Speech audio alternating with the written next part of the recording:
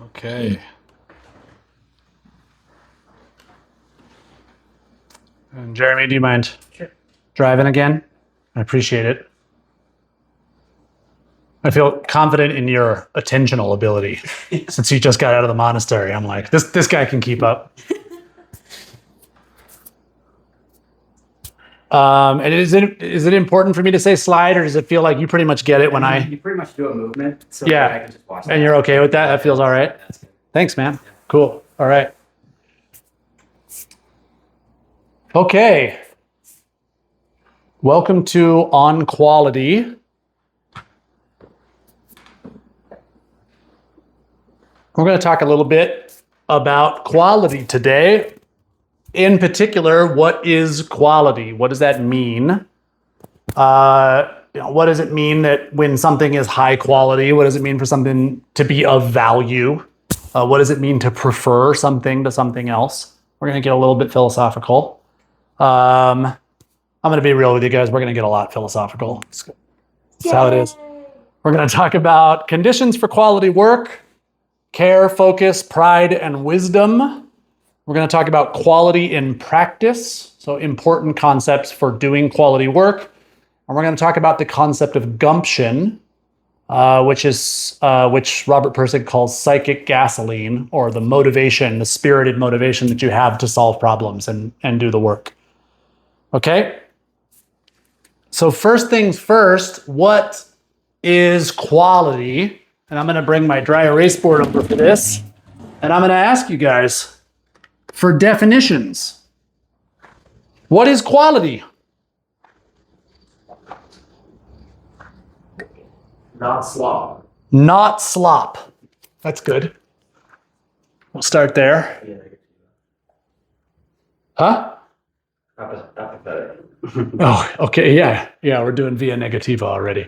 I said philosophy, it was going to be theology. I fucking lied. That could be quality slop. It's going to be quality slop? I think there can be. Okay. What's an example of quality slop? Indian food. Oh, Indian food. Okay, like because it's like curry and it's soft and It's like for a lot of people, but it's delicious and okay. So there's a lot of ingredients to it. So quality doesn't mean bespoke. It's It does. It's like something can be mass produced in high quality. Yeah. Okay. All right. What were you saying? Oh, I was referring to quality slop oatmeal. Uh-huh. Oh yeah. Yeah. But also like quality to me refers to like the efficacy of something. Like it's staying power, it's value. Okay. Yeah. It accomplishes what it's intended to Yeah. in a excellent way. Okay. In an excellent way. Mm-hmm. Interesting. You use that word. I think of also doing what it's intended to do while not doing what it's not intended to do. Okay. So fulfills a purpose. Fulfills its purpose.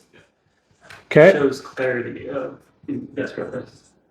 Shows clarity and purpose. Of its intended purpose. Shows clarity of purpose. So is something not quality if you can't tell what it's for? Yeah, if it's I mean, if it's doing not other intuitive, things. I guess. If Sorry. it's doing other things as well. Okay. Like what about the Large Hadron Collider? Like I don't know what the hell that thing's doing, but it seems pretty high quality. I'm not one to judge that. Yeah. You're right. Yeah. You're right. I don't know. It looks fancy. Okay. So what is it? The purpose is intuitive? Is that where It's clear. purpose is clear? Okay. At least to the right mind, I'd say maybe. Purpose is clear to the right viewer. Yeah. Okay. To someone who has a PhD in particle physics, They know exactly what's going on. Okay, got it. I think this is what Alex was getting at, maybe with basically doing what it's trying to do or what it wants to do and nothing else, like elegance. Elegance. Yeah. Nothing extraneous. Okay. Enlivening rather than deadening. Enlivening rather than deadening. That's good. So it brings beauty to, there's beauty in how it accomplishes whatever it is. Oh, beautiful. Okay. I think quality, I think precision. Precision. Beautiful. I like that. Attention to detail. Uh-huh. What's the opposite of enshittification? Agree. Enriching. Yeah. Yeah. Yeah. Enriching. What do you got? You don't have to raise your hand, by the way. You can. Egoless. Yeah, egoless. Okay. Like eternal. Oh, we're doing this popcorn style. Mm-hmm. I figured. Egoless and eternal. Wow.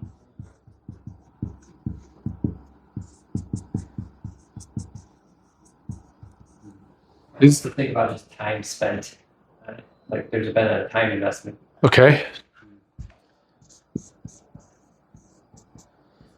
What else? Environmental fitness. Uh-huh. Think of evolution as nature's attempt to find quality. Ooh. Yeah. Is it safe to work with? Is quality requires safety? I mean, like, there's a reason engineers do like quality checks on tools and electrical wiring and stuff like that. Okay, safety.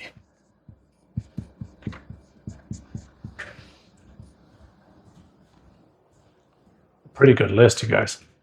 I guess this is more just a question, curiosity for later, but like my idea of like the idea of elegance of something doing only what it is attempted to do, like I wonder how that squares with like multiplicity of options or like Right, something that's like flexibility. Yeah. Yeah. It's a good question. I mean, and it is something we will talk about later, that sort of like elegance of a single purpose versus elegance of multiple purposes, or flexibility sort of in that. We'll touch on it. We'll touch on the relationship between simplicity and elegance. And I would argue that also that versatility is an aspect of quality. Versatility is? Yeah. What about, is the Mona Lisa quality? Yes. Is it versatile? Not necessarily, but I guess I'm thinking about like different. So versatility can be. Yeah. Yeah. All right. Well, at least it could. Something mean doesn't different have things to be different versatile. to be people. quality. You're right. You know what? You could use it as a pizza tray. That's absolutely true. Different people can look at it and have a different experience. That's personal. Ah, yeah. Yeah. Yeah, that's true. Like it's Yeah. culturally versatile. Like it works across. I mean, it's a subjectivity of art. Right. Yeah. Yeah. Okay. So maybe, a fancy word that we used to use in college for an English degree is multivalent, right? It can bear several different emotional valences. It can bear multiple interpretations. Right. Put that one in my back pocket. Is there anything to do with it That one's free. done? Huh? Like is something of quality like done being worked on? Or can something be like 60% done? Yeah. Well, Da Vinci said art is never finished, only abandoned. So I don't know. Are those things done? Huh? You finish a building. You can finish a building in terms of like letting people in to use it, but then if it still needs maintenance, is it done? I guess it's in a different phase. Yeah. Like You can always If it can add still more be detail made to more it. beautiful, yeah. Huh? You can always add more detail to it. Can always add more detail. Okay. How do you know that something is high quality? Vibes. tells us. If it's made with good material. What is a good material? Hardy. Sometimes it's hardy material. Sometimes it's a material that feels good to your hands. Like it depends what the purpose of the item is. Oh, okay. So materials Quality. suited to purpose. Yes. Okay. And aesthetic. And aesthetic. Aesthetic. But can something be high quality that's ugly? Yes. Okay. But I also think something could be high quality and have no evident purpose. Yeah. Yeah. Doesn't need a purpose. That's true. That's true. So it can be high quality without a purpose. It can be high quality without being elegant. Does something need to be excellent to be high quality? No. No. No. What's an example of not of that? So, Well, if your need for like, I can buy a pretty cheap wrench that's like made of solid metal and lasts for 20 years at Harbor Freight for $7. There's nothing excellent about that. It's about as average and normal as you get, right? I just said $7 like it's not 2025. It's going to be like $18 these days, you know. The process behind getting you that cheap wrench was excellent. That's true. That's true. Now you're thinking like Jeff Bezos. That's all right. So how about staying power? Can something be really high quality that doesn't have staying power? A mandala. Wow, yeah, the Tibetan mandala where they're doing those shavings, right? I thought of delicate things like silk or lace. Yeah, that's not going to last that long. Or good food. Yeah, I was just about to say, what about pop rocks? You But know? then that brings to mind what the question, what staying power refers to. Is it recreatable? Would we want to recreate it? Stuff like that. Yeah, Like, I guess that's a quality of an object defines like some aspect of it, something that belongs to it. Mhm. A descriptor, you know? yeah. Does it have to be enriching? Definitely not. No. Does it have to be egoless and eternal? I mean, is there anything? What about like a Rick James song? It's quality. It's eternal, but it's not egoless. I don't know. It's not actually eternal, right? So not that one. Does it have to feature precision? Nope. And we already know it can be slop. Does it have to be efficacious? Doesn't have to be any of this. It doesn't have to be any of these things. So then how do we know? it should be a lot of those things. What are we talking about? Or what are we talking about? It's like What are we talking about?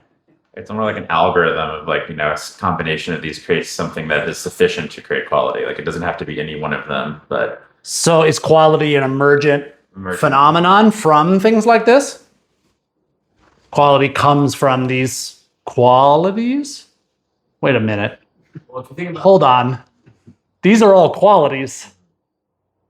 I think that's a slightly different meaning of the word quality. I don't know if it is. That's what I was pointing out is qualities also refer to like redeeming aspects or Trait. something. Yeah. It can be redeeming, or they can be neutral traits, or they can be, components of something.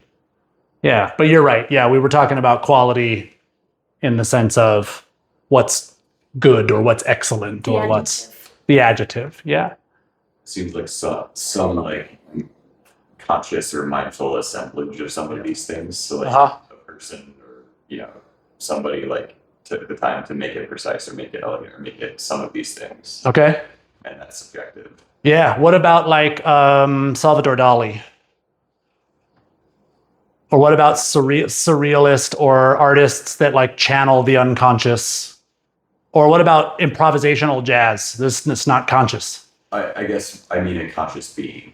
Okay. Like somebody feeling and like assembling and making. So it needs, okay. All right. Okay. Yeah. So it requires subjectivity. Yeah. Okay. I disagree with that. Oh, yes. Okay. Go ahead. A bird can make a quality nest, right?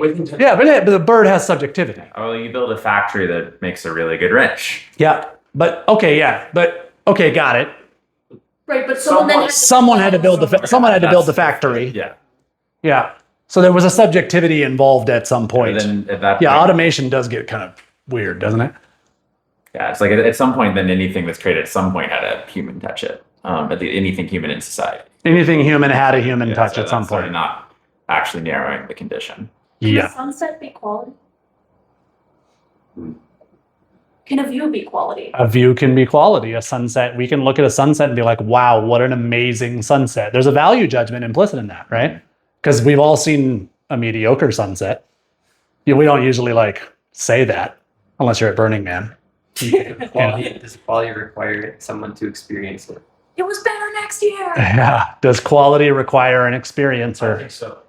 Yeah. Well, how do you know? So quality is like as opposed to quantity. When we talk about what's quantitative, that would actually be something that you could like go out and measure. And then we've been throwing words like subjectivity and around, and I think it's a little bit because it's like the felt senseness that I think Alex mentioned in terms of the determination is I have the experience of quality. Yes. Before I have the measurement of quality. Yes, exactly.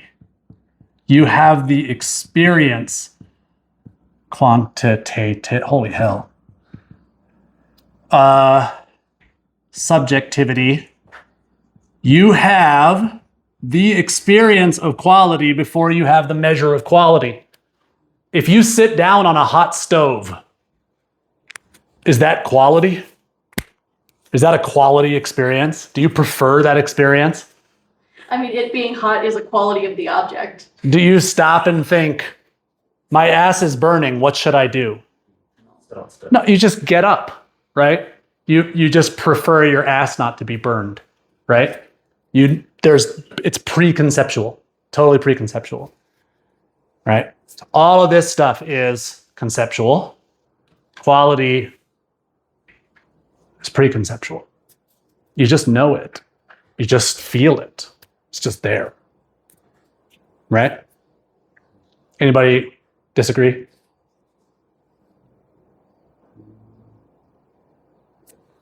That's why I said that. Yeah, I mean, you nailed it with vibes. Yeah, it is. Do animals experience quality? I think they do. All right, why would birds migrate? And also, is there not, a subjectivity to females picking males to mate? Sure. Yep. That's a great. Yeah, what the quality is. What's a quality mate? Yeah. Let's not do that discussion on YouTube, but maybe later. All right. Well, I'm just thinking like homemaking and providing and stuff like that. Sure. Like Bless you. male birds are wildly colorful and do dances and bow and stuff to impress females. And Mm-hmm. just like a quality courtship ritual would be subjective to the individual. Yeah, totally. So there's no objective measure of quality. It requires a subjectivity, right? And I would love to make this class about how do you create a subjectivity. It's objectivity. But we're not going to dive into that right now. Let's talk about Bob Pirsig. I mean, Christopher Alexander. Got a few quality kinks to work out with the slideshows. So Christopher Alexander had a lot of ideas about quality, but the three that I want to talk about today are: one, it cannot be defined, only experienced. Two, it arises from the whole.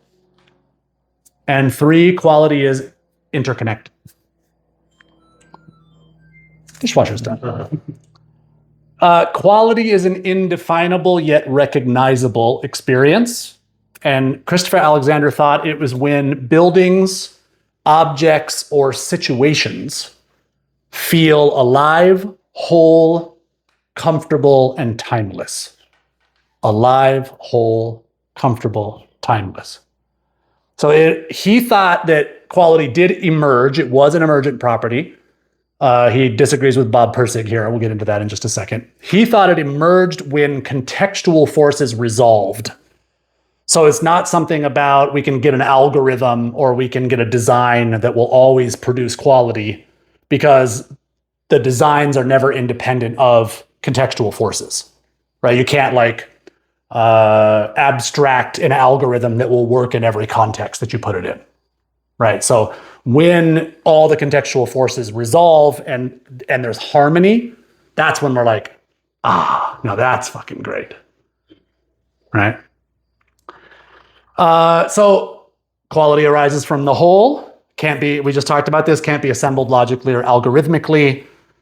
He thought there were interdependent systems of patterns at multiple levels that interconnected. And he wrote about this in a book called A Pattern Language, which was essentially like, how did we build buildings that lasted for 5,000 years before we ever had engineering or calculus or anything that came along in the last few hundred years? And the answer is we just learned systems of patterns that were encoded in culture and tradition and were just sort of handed down, sometimes with words, sometimes with vibes, in cultures for thousands of years. And as long as you held to those patterns, things didn't collapse, right? This is just how human culture was for a long time, and that's why we had things like taboos, right? You don't do that or things collapse, right? And it's nobody could measure it. Nobody could be like, here's the calculus or the psychology of it or the whatever, right? So these kind of harmonious pattern languages are what sort of the early part of human development. When I say the early part, I mean pattern language created the Hagia Sophia, and it created the Colosseum, and it created the Great Wall, and it created all the wonders of the world. So those were all that to him is quality, right? You have these pattern languages. It's not abstracted from a context where it makes sense. And finally, quality has to be interconnected with human life. So to the extent that it permeates our surroundings and fosters a sense of aliveness in us, we think it's quality. Now, obviously, you can have some things that are quality that don't foster a sense of aliveness in us, like great horror art, or you can really appreciate like a really scary building. That can be quality that doesn't foster flourishing or aliveness, but definitely gets a vibe across. But it's still related to aliveness. It's still related to flourishing, right? It's either identified or counter-identified with it. Does that make sense? That's the standard. I would argue that a good horror piece can contribute to aliveness. Like the adrenaline can remind you that you're alive. Mhm. There are plenty of people who seek out thrills like that That's right. to feel something profound and primal, and it can be comforting. That's right. Yeah. So even though nominally or the content of it is not like promoting something, say, wholesome, it's on a meta level, it's promoting something wholesome because it's kind of making you feel vital and alive and all of that. Yeah, very good. Bob Pirsig, Zen and the Art of Motorcycle Maintenance. Who's read that? Two of you. Who's heard of it? Everybody except Dan. You heard of it. Okay, it's a classic book written in the 1970s. It is, in fact, about motorcycle maintenance. It is, in fact, about Zen. What it's also about is a philosopher with low-key schizophrenia finding his true self. It's a very beautiful book. A little fun fact, my mentor is a man named Samuel Stem, lives and works in Portland. His mentor was Robert Pirsig. So I feel he feels grandfatherly to me in some ways. Yeah. It's not a lineage. It's like it's a provenance. It's not like transmission. It's a provenance, And I should say too, like Samuel had many mentors. I've had many mentors as well. I would say Samuel was probably my most important, and he certainly loved to talk about Bob. So Robert Pirsig's three main ideas. He thought quality was actually reality. It's the felt sense of reality prior to concept. That's what quality is. To him, quality was the great Tao, or Dharmakaya, right, as we say in Buddhism. It's the direct experience of things prior to conceptual filtering. So it encompasses both the immediate pre-intellectual experience of the present and the patterned, culturally conditioned structures that intellectualize and institutionalize quality. So we're going to talk about both of those, both the present and the patterned conditioned structures today. Who was asking about Lila? Jeremy. Yeah. So yeah, Bob Pirsig wrote two books, Zen and the Art of Motorcycle Maintenance, and then a sequel called Lila. And you could say that Zen and the Art was primarily about the present moment, and Lila is really trying to figure out how these culturally conditioned structures reflect quality, reflect reality, and what the relationship is. So he also believed quality is non-dual. Does anyone not know what non-dual means? Oh shit. Lou doesn't, Dan doesn't. Oh, I know what it means. You do? Okay, what does it mean? It's like, I mean, it's functionally the same concept as non-binary. It doesn't exist within a duality. Right. Um, Right. Does not exist within a duality. Yeah. It exists beyond judgment. Yeah. Yeah. Beyond concept. Yeah. Okay. So Bob Pirsig thought to pursue or recognize quality is to observe what possesses quality via the intuition. So quality is intuitive and preconceptual, as it is in tune with reality. So to him, quality drives creation, it drives yearning, it drives enlightenment, it drives all of it. All right? Something he found out, which is really fascinating. Maybe somebody else knows this too. He traced the etymology of the word quality back to a word in a very ancient language that predates Greek and Indian, which is urta. Urta went west and became arete, which is the Greek word for excellence, and it went east and became the Indian word dharma. Urta eventually made its way into Germanic languages where it was the good and also God, and also made its way to via Latin to quality. This is literally all the same word: quality, good, God, dharma, excellence. They all came from one linguistic root. So what we're talking about is the present. What we're talking about is full presence, a full encounter with reality. That's what we're seeking. That's what's holy, at least to this original culture. Right? And that's what Bob Pirsig thought. That's what quality is. The closer it gets us to an experience of the real, the more we're like, yes, amazing. That's what's great. All right, and last, quality is love. So quality extends beyond individual perception to underlie every aspect of the world, beauty, morality, and society.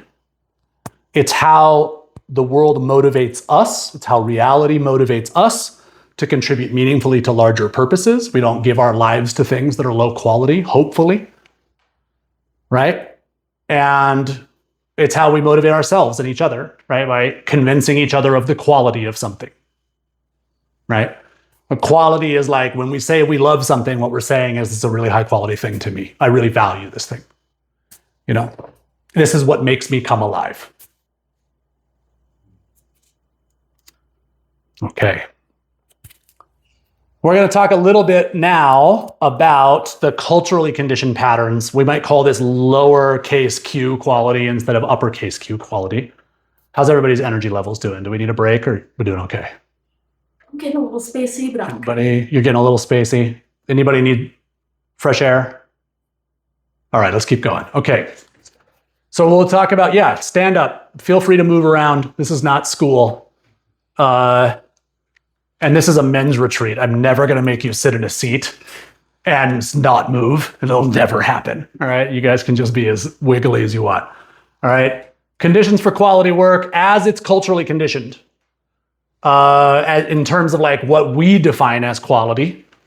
The four conditions that I think contribute to quality work are caring deeply about the work, a powerful focus on the process, taking pride in your work. And by pride, I don't mean like a Luciferian kind of, arrogance or something. I mean like really feeling good and satisfied when someone else derives value from your work or when you derive value from your work. There's a deep satisfaction. That's pride in your work.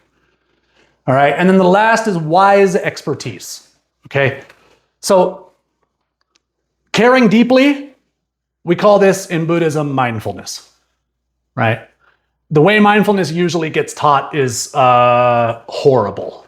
It's like, you just come to the bare present and feel nothing. And I mean, feel it all, except, the whole thing feels like fluorescent lights and a cold fucking floor. And it's just like, Yeah, just come to the present and there's no value judgments and just keep doing that over and over until you're so bored you want to tear your eyeballs out of your head. And it's like, this is not what mindfulness is, right? Like mindfulness is combining individual patterns of high intentionality, sincere effort, intelligent direction, and skillful execution. When you're doing something mindfully, you're extremely intentional, right? Really sincere, you're with it, you're using your mind is engaged with the thing, and you're executing it with all the skill that you've got. That's mindfulness, all right? Love spontaneously emerges from mindful engagement.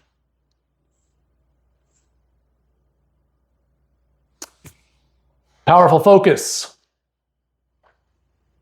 Collecting all of your concentration and placing it on the task. Occupying the mind wholly with attention to detail and precision. Oh, well, I turned the dry erase board around. And releasing distractions when they arise, right? So work as a meditation. You get quality work when you meditate what you're working on. All right? Pride, once again, not self-regard, but a deeply felt sense of your personal connection to the work. The value it provides to others, the value it provides to you, and also developing your own personal standards for quality.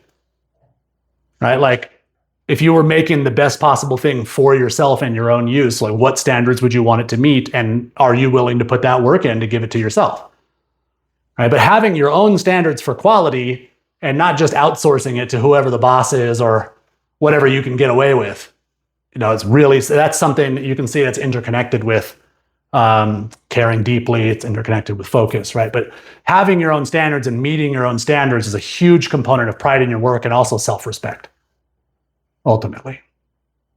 And then the last thing is wise expertise, right? So this is constant rational analysis and improvement combined with a love for the craft.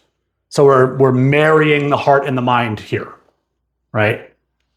You're constantly breaking down your processes, recording your processes, observing what's happening in a non-judgmental way, so that you can analyze it, so that you can use your left brain, get the best possible result that way, but you're never cutting out your feelings about it. You're never cutting out when you don't feel satisfied or when you don't have peace of mind or when you have stopped caring. You're never just like, fuck it, I'll just do it the rational way, right? These things come together and it starts to form wisdom. It starts to form wise expertise. You start to get intuitions like, we shouldn't do it that way. Why not? I can't tell you, but I just know we shouldn't do it that way. We should do it this way. Now, you listen to a master, somebody who's been doing this 35, 40 years. When they say something like that, do they really need to justify themselves, or do you guys know what they're talking about? Right? That's wise expertise.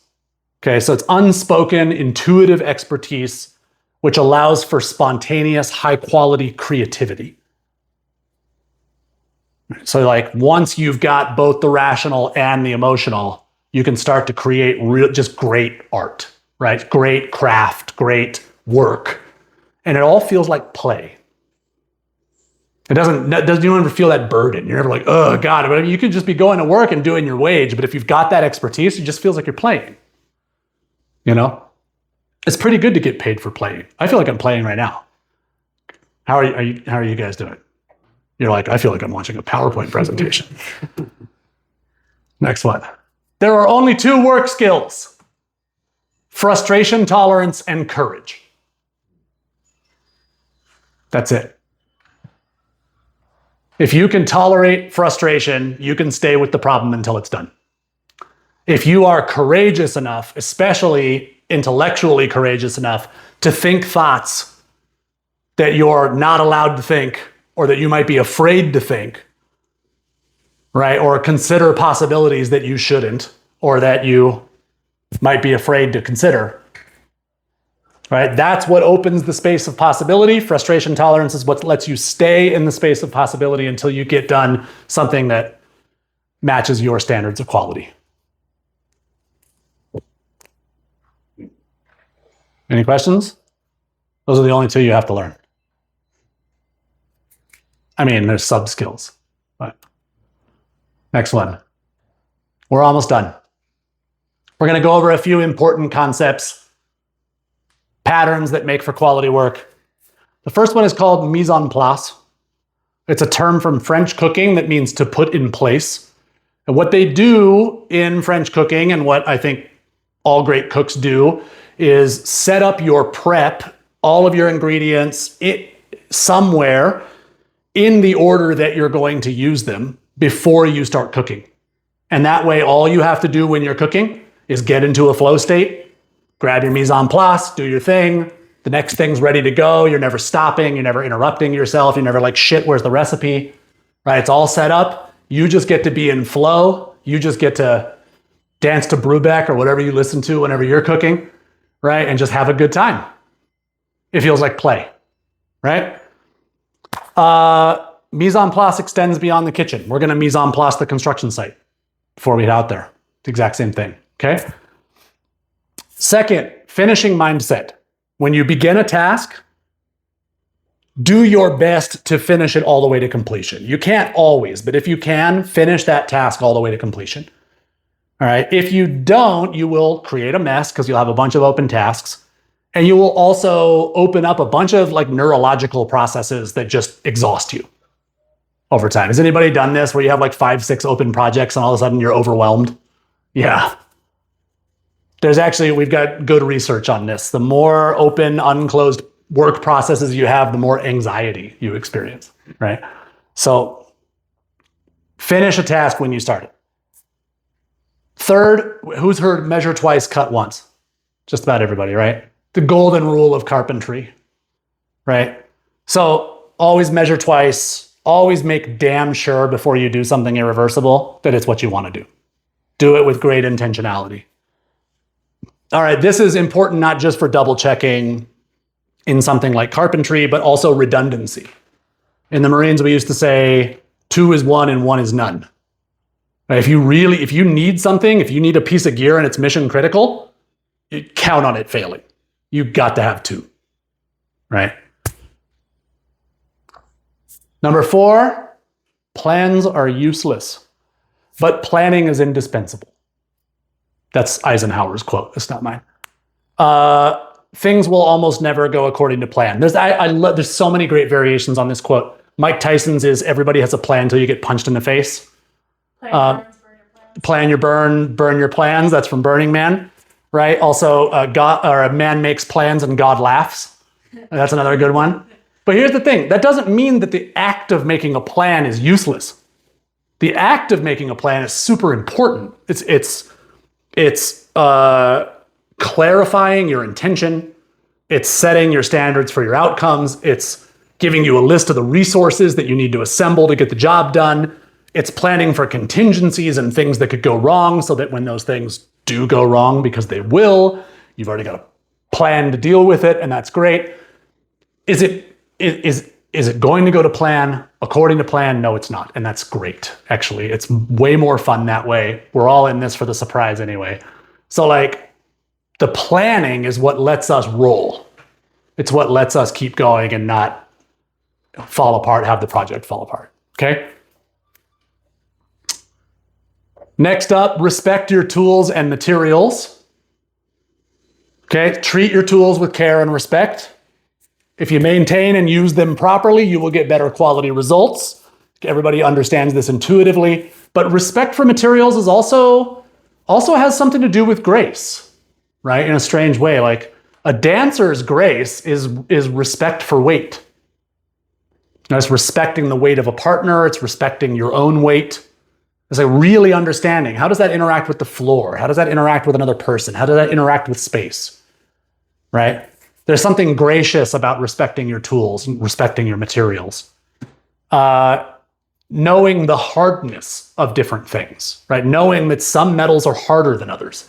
And if you use too hard of a screw head on a soft screw, you will strip the screw head. So you need to know your materials, right? Lou. If you'll just let me be a nerd about etymology again for a second. If you look at the word respect, you see spect, which means to see, and which means to do again, to reiterate. So respect is to see again. Yes, to perspect is to see is to like see from your point of view. Mm-hmm.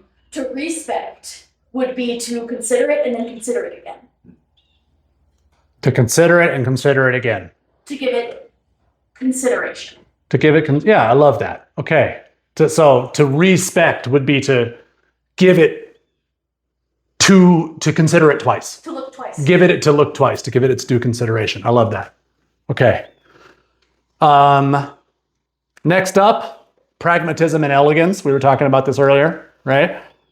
So holding pragmatism and elegance in creative tension. Quality work, at least in our culture, distills complexity and concepts into the smallest, simplest set of steps that you can take in the real world. That's what it means to hold elegance and pragmatism in dialectic with each other. You need the thing, form and function, right? You need the thing to work in the real world. You also want it to be beautiful. You want the smallest amount of steps possible. You want the simplest amount of steps possible, right? And so bringing these two together gives you this really kind of satisfying, beautiful experience with something. Make sense? All right, last, everything has a home. Anybody read The Joy of Tidying Up, Marie Kondo? Yeah, a great book. Yeah, this is one of her concepts. An effective workspace is a tidy workspace. So decide where a tool or a material lives and always take it from there and always put it back. This feels strange at first because what you want to do is like grab the drill and you want to go like drill the hole and then you just want to like set it down because you're going to be drilling another hole in just a second, but you need to go do something, right? You need, now I need to put a screw in. Okay, well now I need to do this and that and another. If it's okay to set up a mise en place, like a sub mise en place for your process, but have each of those tools in a home, right? And then when you're done with that process, take that back to their forever home. Make sense? So we're chunking this out. This is especially important for ADHD people, me, many others, because the mind, when it's not in sight, loses the object, right? Or just stops modeling it. Doesn't really lose it, but stops modeling it in the moment, right? So everything has a home. Okay. Slow is smooth, smooth is fast. Slow is smooth and smooth is fast. I missed it. Did I miss I was rushing. I was punishing myself for not paying attention. You were punishing yourself? Yeah. Yeah, that's a really important quality concept. Yeah. Yeah, great results. Yeah. Oh yeah. Yeah. Okay, so rushed and distracted work produces costly, time-consuming mistakes that ultimately take longer to fix than just doing it slow and methodical and right the first time. Boring, dull, I want to take the shortcut, I want to get it over with. Guess what? That takes longer. And it's more frustrating, and it feels like shit. And you're sitting there double or second guessing your own competence the entire time because things keep falling apart. If you just slow down, follow the plan, do each one right, write the name of God on the back of every brick, guess what? It gets done faster. Right? Okay. Here, I would like to take just like a 1 or 2 minute break so that I can get something to drink. You guys want to just take a minute, walk around, use the bathroom. So go ahead and make it 5. Go ahead and make it 5.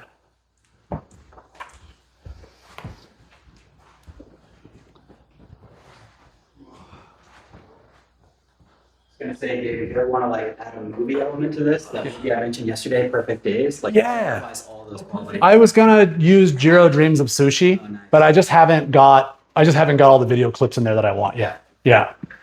Yeah, the toilet cleaner has like his van all set up so that every single item he needs to clean the toilets. Oh, perfect. Yes, thank you. Yeah.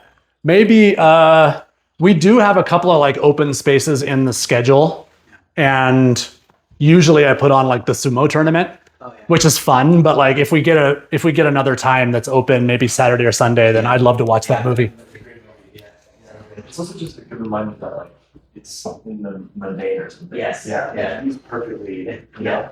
It doesn't have we're gonna go to the cathedral. It's like, no, we're gonna clean this place. Yeah, your shoes need to fit. Yeah. Yeah. Yeah, that's so another sort of related thing to this. I don't remember which coach it is, but there was some coach for like a college basketball team. And whenever he got like new freshman players in, he would bring them into the gym and sit them on the bleachers and say, I'm going to teach you how to tie your shoes. And all of them would go, we know how to tie our shoes. Like, we're all star high school basketball players. We wouldn't be here if we weren't. And he'd be, shut up. I'm going to teach you how to tie your shoes. And then he would make sure every player knew the best possible way to like have their shoes on their feet so that you're minimizing blisters, injuries, you know, all that stuff, you know. And it's like the fundamentals all the way down to tying your shoes. Like every little bit matters, you know. Yeah, Nishant has a story about meeting his teacher, artist Justy, like out in California. Like the first time he went to her house, he's like, I didn't realize, but she gave me the only teaching I ever really needed. Right when I walked in, she was like, "Oh, don't put your shoes like that. Put them there." It was like that one kid. It's like, yeah, kick them there and then come in. Not there, but Yeah, there. don't kick them off. Like just put them there. Yeah. I often I often tell people that basically all my mentor did was like, oh, you're going that way. Yeah. Use all those same skills and everything you know, but go that way. Yeah. And it was like, oh, this makes me happy. Oh, yeah, oh, everybody's life around me is getting better. Oh. Yeah.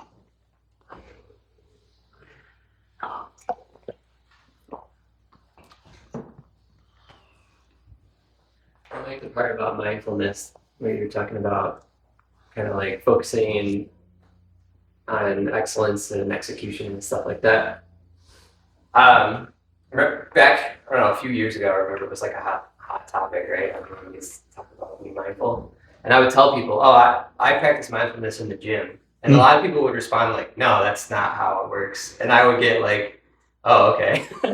But now you just reinforced that I was correct. I was doing mindfulness. Yeah, sure. Yeah, mindfulness is like a place, or the gym is like a place a lot of people experience presence and deep care for what they're doing. And, you know, as you're like really paying attention to like the mind muscle connection and all that stuff. Yeah, that's absolutely mindfulness. You'll notice a lot of concepts, especially like religious and psychological concepts. It's like, oh, I'm applying this to something that your team doesn't do. Oh, that's not what it is. Mm-hmm. So, well, yeah, it is. Right? It just is making an outcome that you don't recognize or that you don't want to associate yourself with. That's a different thing. Yeah. I eventually want to use quality, the concept, as the basis for like mindfulness training at Nameless Mountain and run like a work as a spiritual practice retreat and that sort of thing. I'm especially interested in helping people return to mindfulness while on a phone or screen. Being aware of every time you're tapping the glass, feeling the glass, all that sort of thing, instead of like, I've become one with the internet and I'm just, you know, because that's what happens, right? It's like a reality tunnel. I asked the teacher about that at the end of a retreat once. I was like, how do you use it? He was like, yeah, just pay attention to your body, like as you're using it. Yeah. Something like that, but it's sort of like meditating on thoughts, which is like, they tell you don't try that until like 10 years in for like a reason. You know, it's really hard. Because each of them is a reality tunnel waiting to like pull you in, you know. All right. We are just waiting on Lou to return, and then we'll get going. Can you meditate at the gym? Yeah, sure. You can meditate anything. You can meditate everything. That's also something I used to think, and then someone kind of poo-pooed it, and I just like got rid of that idea. You can you can meditate shitting on other people's ideas. You can meditate having your ideas being shit on. Oh, I'm sorry that happened to you, though. Yeah, no, you can meditate absolutely anything and everything.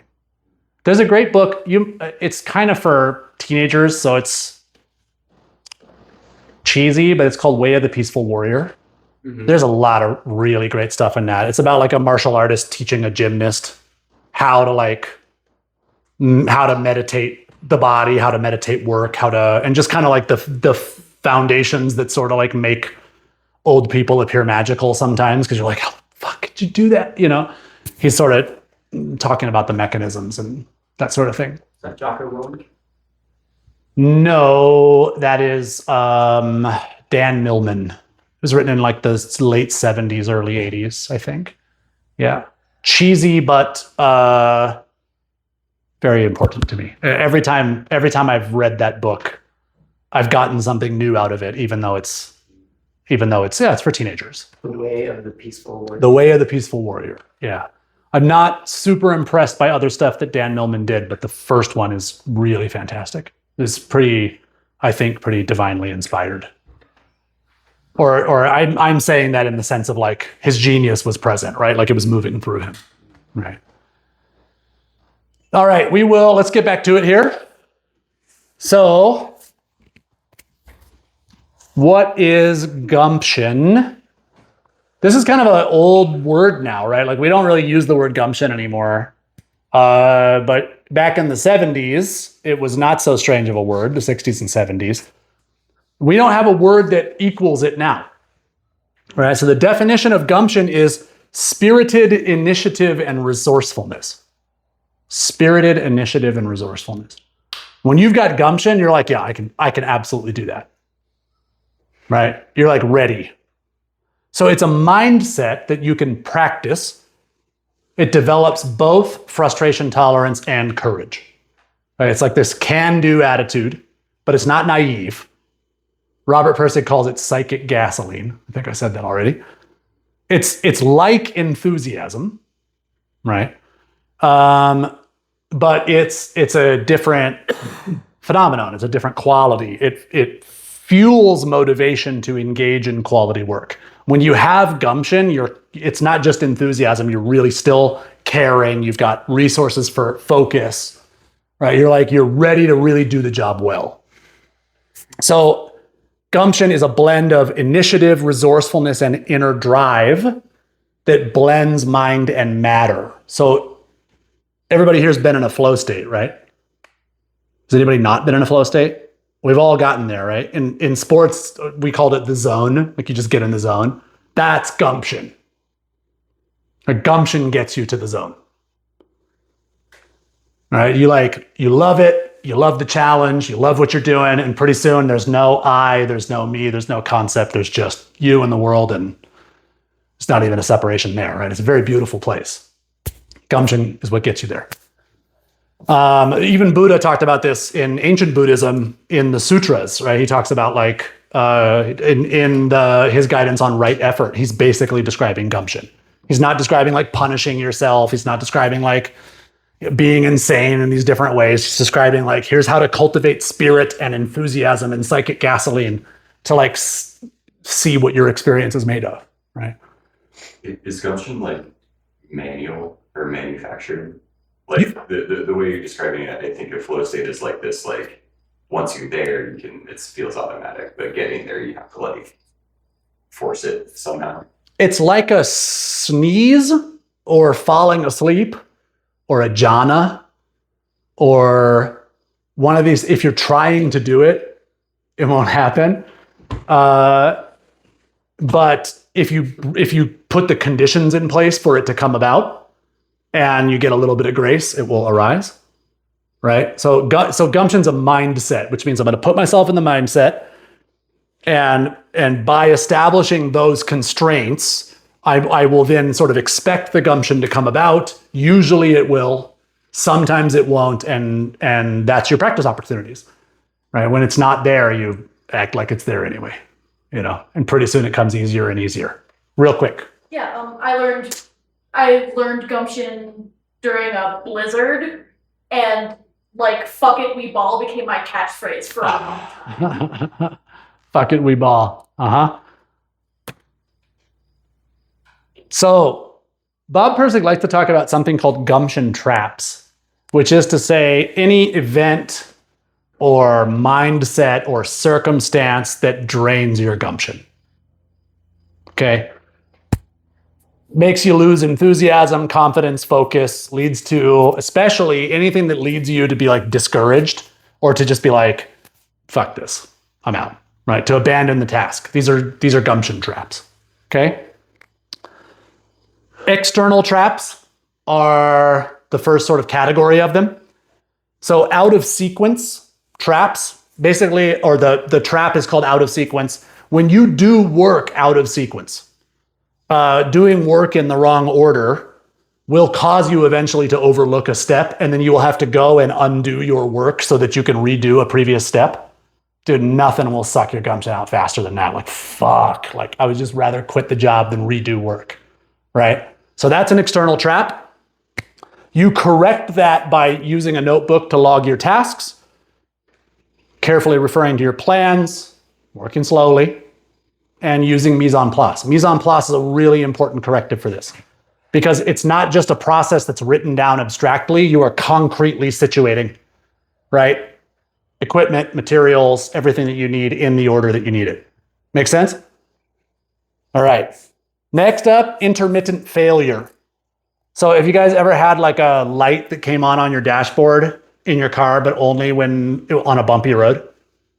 And then you like go to the mechanic and you're like, yeah, this light comes on. And the mechanic's like, okay, I can't see when the light comes on. And you're like, no, you don't understand. You got to take it down to 55th Street and you got to go around the corner on 55th Street. Right? It's like intermittent, something's going wrong. This is like extremely frustrating, especially if you're trying to troubleshoot a problem in your own work. Like, well, why does it work sometimes and not others? You know? And this is where like, especially like computer programmers start to believe in animism. You know, there's a spirit in my program or there's a spirit in my computer, right? And often what's happening is you're not aware of much subtler, more specific conditions that are causing a particular bug or error to arise, right? So how do you get past this? You correlate with conditions, right? You get specific about the conditions that cause the problem. You make sure you have diagnostic tools on the go and at the actual work site so that you can diagnose when the problem actually comes up, and you study problems over time. You don't just rush to look for a solution. Make sense? All right. The next one, lack of procedural knowledge. So these are periods where you have an idea of what needs to happen next, but you lack the knowledge or skill to execute it. Who in here is an artist or a writer or a Lewis? Nobody else? So the rest of you guys like tech guys? Tech guys can be artists. None of you guys? You don't do creative work? So maybe you have had a vision for a program or a vision for a project and been like, oh, it'd be so fucking cool if I could do this. And then you realized, but I don't have the knowledge to like do the last quarter of this or to do whatever part of that. Part of that is like, yeah, it takes some real gumption to be like, well, I'll just learn it. I'll just go ahead and get in there. But when you do, it's a slog. When you actually do get to the part where you're like, I don't know what to do next, there's like a real powerful gumption trap there that can cause you to just abandon the entire thing. Right? Yeah? I might run into this when I tried to write a barbershop quartet, one of my favorite songs for a group meeting after this. Yeah. That was fun. And then last year I did a published very short like ebook. That was a lot of scoping down, realizing it's too much. Yes, exactly. Yeah. So writing a barbershop quartet, which is awesome. And you wrote an ebook last year and needed to scope it down a lot. Yeah. So the corrective for the lack of procedural knowledge, one is advanced troubleshooting. And that's just thinking, how could this thing go wrong? And what will I do if it does? Right. Just sort of like planning. Plans are useless. Planning is indispensable. Right. And also lining up the resources to deal with potential failures so that you're not like, oh, it failed in a way that I predicted, but I don't have what I need on hand to tackle that thing. Well, all right. Now you're going to, quit your focus and all of that stuff to go line up those resources. Just get it done beforehand, right? Plan for your contingencies. And then adjust the scope of the work if it significantly outstrips your ability. This is hard for a lot of people because it's humiliating, right? So many people getting like, if you love your work, it's because Ira Glass talks about this. Ira Glass from This American Life has this great quote where he says like, you often get into being a creator because your taste outstrips your ability. So you have these standards that something needs to meet, but you don't have the ability to meet them yet, right? So it's kind of humiliating to be like, well, now I have to make this kind of like lesser thing than I think is good, right? And But everybody else is like, holy shit, 2 cakes. right, and that's the fun. Yeah, exactly. That's the great thing is anybody else that's going to see this can be like, wow, you did that, and you're sitting there like, oh yeah, it's fine, you know. But right, like learning to actually admire it intensely, even if it doesn't immediately go up to, your super high professional production values right off the bat. Like learning to love it for what it is really important for Gumption. Really important for Gumption. Oscar Wilde says all art is useless, and the only reason a man has to make it is that he admires it intensely. Right? So learn to admire your work intensely. Right? Internal traps. Value rigidity is the first one. So, who's got an idea what value rigidity means? It can't be done any other way. Can't be done any other way. Yeah, that's a great way. A calcified understanding, right? Where preconceived notions prevent you from reevaluating problems in a new light. Like if your thinking is too linear. If your thinking's too linear, or if you only got 1 or 2 or 3 frames to think about something, and you've just decided, well, if I don't have the frame to think about it, it must not exist in reality, right? We can all see the error in that when you say it that way, right? So you can miss obvious facts because you're locked in on old assumptions, and the corrective to this is beginner's mind. Does anyone not know what beginner's mind is? We've all got a concept of that. Straight out of Zen, right? You constantly zoom out and look at what you're doing in the entire project as though you were a complete beginner. What do you got, Adam? Your earlier example of the shoelaces. Of the shoelaces, yeah, that's right. That's right. Of going back to the very basics, the very beginnings. Why do my players keep getting injured? Why do they keep getting these specific ankle injuries? Well, somebody needs to go teach them how to tie their shoes. Well, what the hell? They're 21 years old. Like, these people know how to tie their shoes. Obviously not. Right? Take them, set them down, teach them how to tie their shoes in a way that reduces injuries. That's beginner's mind. Right? Being willing to just examine what you're already taking for granted, if you can see it. It takes a lot of practice, right? Another really important concept, component of beginner's mind is reminding yourself of genuine interest in the task for its own sake, right? So reminding yourself of what's great about the task, really tapping back into that feeling of when you enjoy something. And that can be okay, being in beginner's mind means being what does it feel like to turn this wrench? What does it feel like to sink this screw? And then sort of finding the pleasure in that, right? Finding what's good about it again. All right, second trap, ego inflation.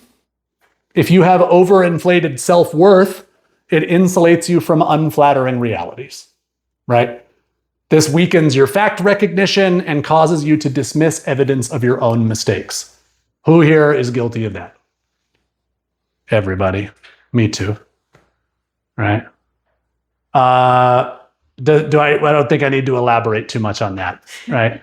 The natural animal narcissism of the human being is something we all have to overcome, right?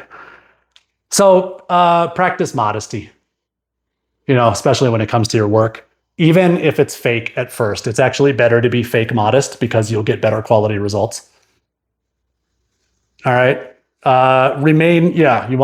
If you're faking being modest, you're still open to experiencing quality. All right. So just act like it. What is it? Fake it till you make it. Act like it until it sinks in.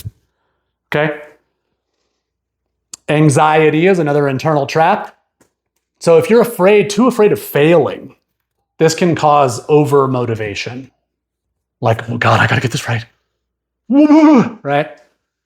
Dirty fuel. It's dirty fuel. It'll work, but it's dirty. Right? It will lead you to errors. It will lead you to fussiness. You'll be way too fussy because you're afraid, oh God, what if this one tiny thing fails? Right? So dealing with anxiety, we're actually going to get to this in Wilderness Survival 1, which is tomorrow. We'll do out in the woods. But the 2 antidotes to anxiety are preparation and nervous system regulation. Right? Preparation is the antidote to anxiety. Regulation is the antidote to anxiety. These are your two antidotes. Okay. Tomorrow, we'll talk about deep breathing, progressive muscle relaxation, all of that in the context of a survival mindset. And then once again, like preparing really well for your work beforehand. It on down to the amount of practice that you have is going to directly impact how much anxiety you feel about it. Okay. Next up, internal traps, boredom, the loss of fresh perspective. It's usually the opposite of anxiety. And it's when you are bored, you are disconnected from a felt sense of quality. That's what's happening. You cannot feel the quality in what you're doing. You cannot feel the quality in your work. And you just need to take a break, right? Because boredom will eventually become carelessness. So take plenty of breaks, return to beginner's mind, do everything you can to enjoy your work, right? It's crazy not to try to enjoy the sensations of your work, bring the rational and the emotional together, because you don't have any fuel to keep you going otherwise, all right? Impatience, we talked about this before, rushing due to time pressure, tidiness, organization, and humility, right? Being well organized and tidy, you're not going to spend a bunch of time looking for your equipment, looking for your materials, right? And humility is really important because you need to know when to renegotiate a deadline. Even though it hurts, even though you're like, fuck, I promised this to this person, right? Oh well, got to renegotiate it. If you can't get it done, you can't get it done. And rushing it is going to give them a poor quality product, and that's worse than, just biting the bullet and saying, okay, I just screwed it up. Last, cognitive distortions. I promise you, we're not going to have a CBT component to this retreat, cognitive behavioral therapy, but there are pretty reliable ways that your mind distorts reality, or that thought forms distort reality. Things like black and white thinking when it's actually gray, all or nothing thinking when it's actually a spectrum, overfitting models like, oh, I'm pretty sure this situation is the same as another one that I've been in. No, it's not. Personalization, taking something personal when it absolutely is not personal. These are like classic cognitive distortions that most therapists will, help you work with if you're in therapy, but you can actually spot all of these with one little Japanese word. And who was that who had the koan? This is your koan, Jeremy. That's mu. Oh, that's no. That's mu. That's the kanji character for it. Right?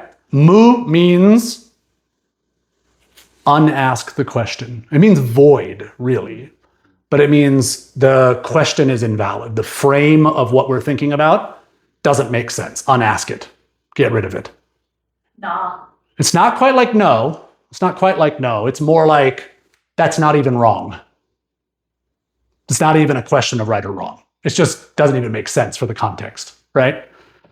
So take your attention off of thought and place it on the direct felt experience of the present moment. And observe what's there without judgment. That's how you make a void vivid. All right. There's a funny Zen story where somebody asked a teacher named Joshu, does a dog have Buddha nature? And Joshu replied, moo, moo, moo, moo. I thought it was good. You guys are not Japanese enough. All right. Takes a few years of practice to get it. Okay, thanks. Thank you, Jeremy. Thank you. I'm going to cut that out of the video. All right, last gumption traps here. Muscle traps. All right, these are just purely physical. Injuries suck.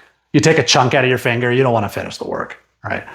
So taking care, slow work, preparation. You guys wonder why road work takes so long. You wonder why buildings take so long. You're like, that's crazy, right? No, actually, like that's the fastest you can go without getting a bunch of people injured, right?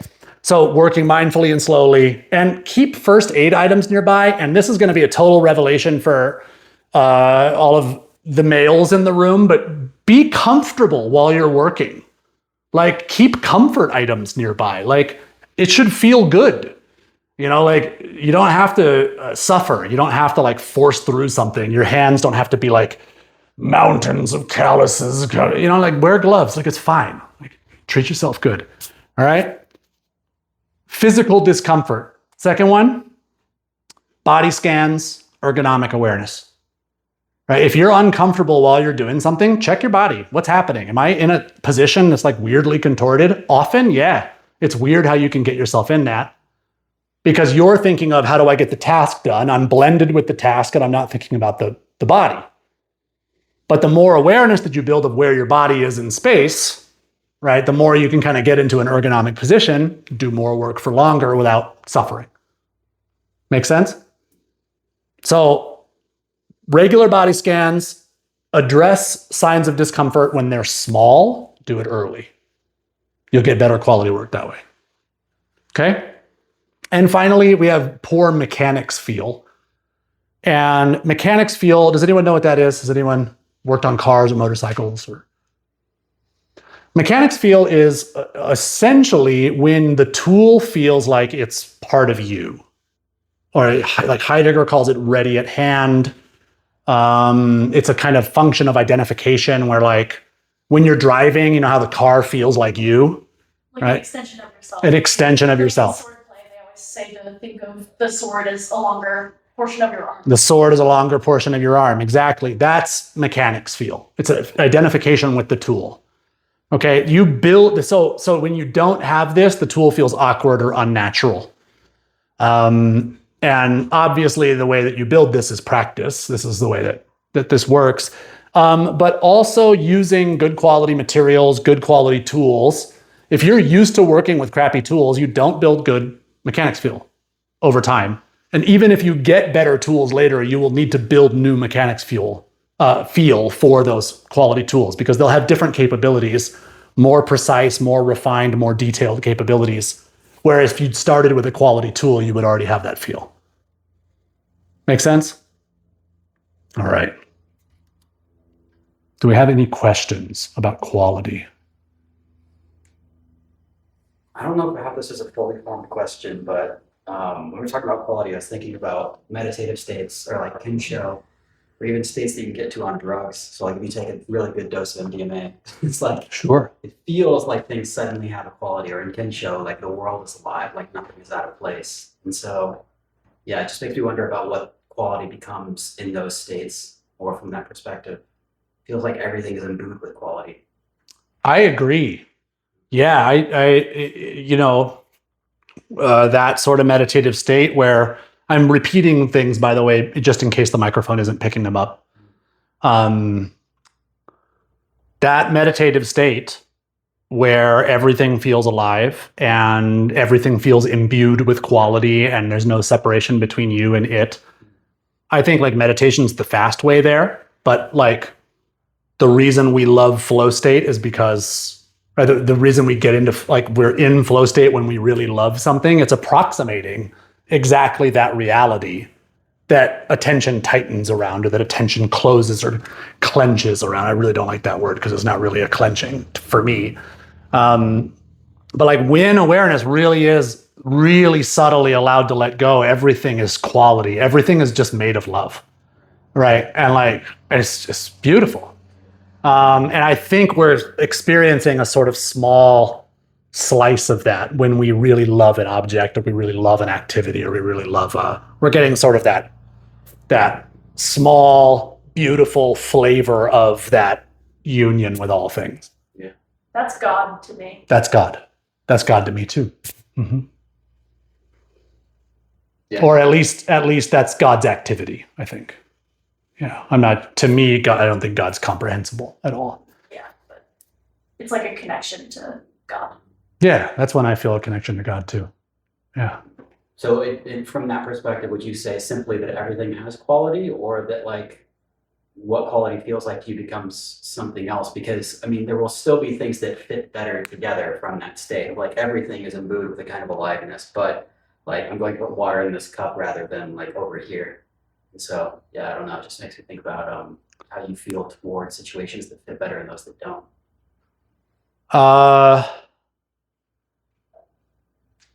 Yeah, I'm not sure how to speak to that. Yeah.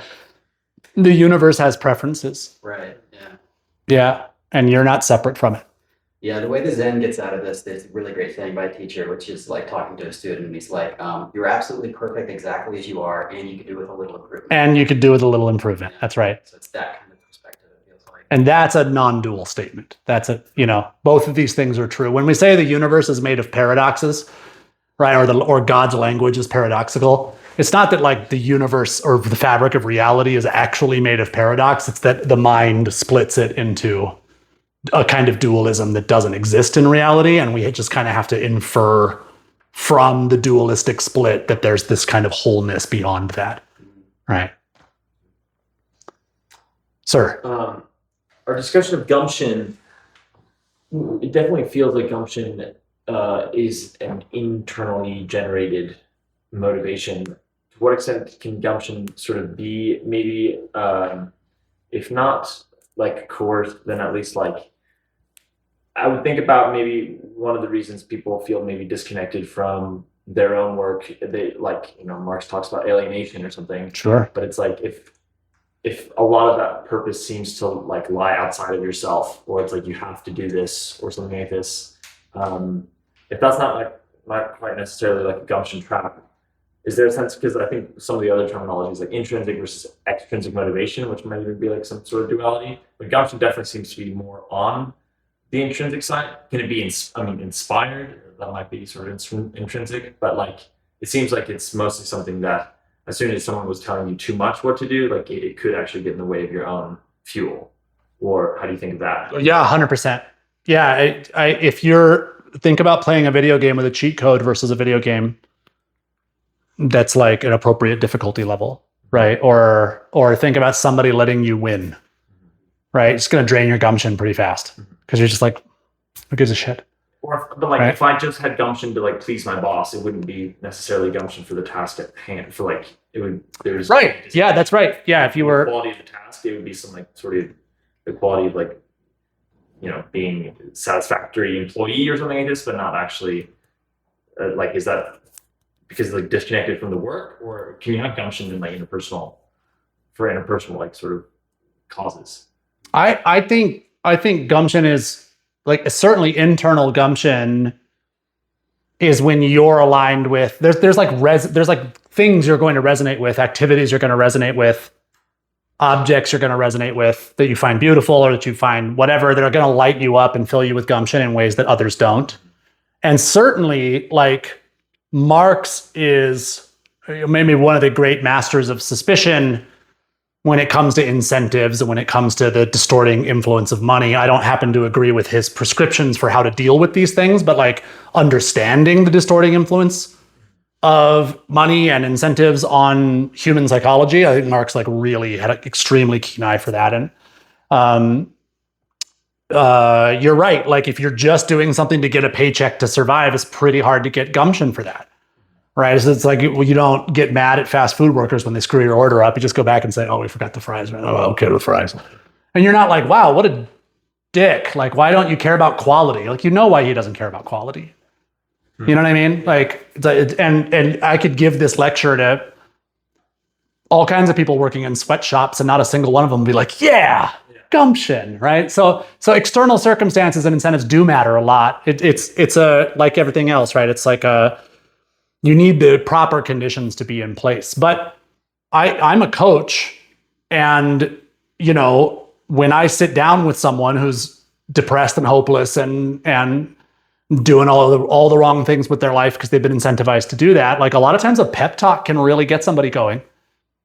So you can do it positively, you can do it negatively.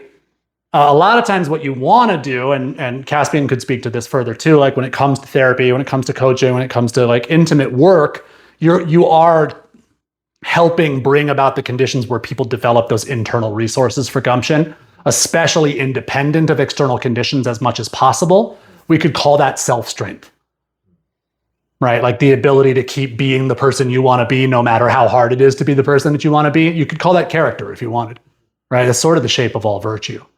Right, but you can't do that by me saying, here's the character you should be that, right? Hugh might get a boost from emulating another character for a little while, from emulating someone else, a role model, but he can't become that role model. He's got to become the best version of himself, right? So does that answer your question? Yeah. Okay, cool. Anything else? Very cool. So next up, we're going to take a 15-minute break, but service team, you're going to take a 10-minute break, and then you're going to spend 5 minutes setting up the tables. Might take a little more than 5. That's actually okay. Go ahead and set up the tables according to the binder. I'll be right there with you to show you guys where all that stuff is at. But 15 minutes for galley team, 10 minutes for service team, and then come get me and your team when you're ready, and we'll get everything set up. Good? All right. Thanks, guys. All right. Hey, but what's the name of it? Father Arthur Poulin. Father, what? Arthur Poulin. Poulin. Yeah. Pointillist painter in California. I love him. Those are just prints, not originals. I wish I could afford those. Yeah.